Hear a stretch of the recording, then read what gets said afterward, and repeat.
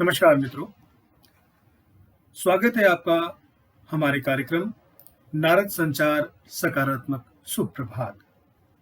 कार्यक्रम सीधा, सरल और सहज है, जो बिना किसी लाग लपेट के रोज आपके सम्मुख इतिहास की ऐसी जानकारी प्रस्तुत करता है जो हमारे स्वतंत्रता संग्राम, हमारे भारतीय इतिहास के संदर्भ में जो महत्वपूर्ण है, जो हमें जाननी चाहिए।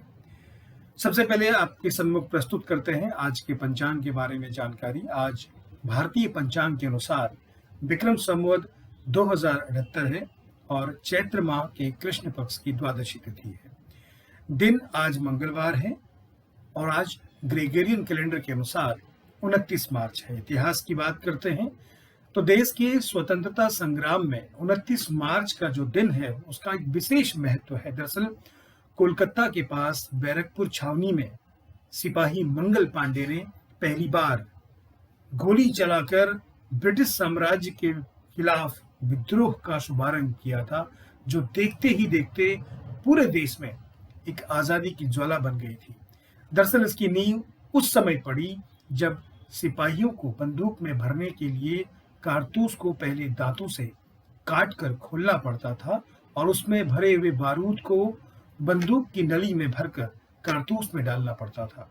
कारतूस के बाहरी आवरण में चर्बी होती थी जो कि सूअर और गाय के मांस से बनाई जाती थी, जो हिंदू धर्म और मुस्लिम धर्म दोनों के सिपाहियों के लिए धार्मिक भावनाओं के विरुद्ध था, जिस कारण मंगल पांडे सहित अधिकतर भारतीय सिपाहियों ने अंग्रेजों को सबक सिखाने की ठानी और मंगल पांडे ने 29 मार्च 1857 को बैरकपुर में अपने साथियों के साथ इस कृत्य को अंजाम दिया था और जिसके कारण अधिकारियों ने मंगल पांडे को गिरफ्तार किया और कोर्ट मार्शल उनका किया गया और 8 अप्रैल 1857 को उन्हें फांसी की सजा सुनाई थी। मंगल पांडे की फांसी के समय उस समय पहली बार लोगों को लगा कि वे गुलामी का जीवन व्यतीत कर रहे हैं, जिसका नतीजा ये हुआ कि 1857 में जो क्रांति भड़की उसके 90 वर्ष के बाद 1947 में भारत की पूर्ण स्वतंत्रता का ये सबब बनी थी। साथ ही मित्रों, देश की आजादी की लड़ाई में न जाने कितने देशवासियों ने खुद को बलिदान दिया, अपने जीवन को बलिदान दिया। ऐसे ही दक्षिण उड़ीसा के आदिवासी नेता और स्वतंत्रता सेनानी लक्ष्मण नायक की आज पुण्यतिथि है। नायक अकेले ही ब्रिटिश सरकार के खिलाफ एक क्रांतिकारी गुट उन्होंने तैयार किया था। ब्रिटिश सरकार ने उनके बढ़ते प्रभाव को देखकर उन्हें एक झूठे हत्या के आरोप में फंसाया और गिरफ्तार करके फांसी की सजा सुनाई थी। आज ही के दिन 29 मार्च 1943 को बेहरामपुर उड़ीसा जेल में उन्हें फांसी की सजा दे दी गई थी। और आपकी जानकारी के लिए बता दें, आज ही के दिन वर्ष 1954 में राष्ट्रीय आधुनिक कला संग्रहालय national gallery of modern art का दिल्ली में शुभारंभ हुआ था।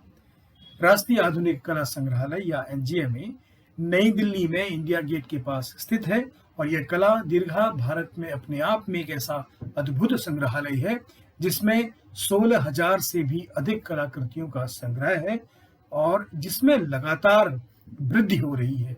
यह संग्रहालय संस्कृति मंत्रालय द्वारा अधीनस्थ संस्था के रूप में प्रशासित और संचालित है।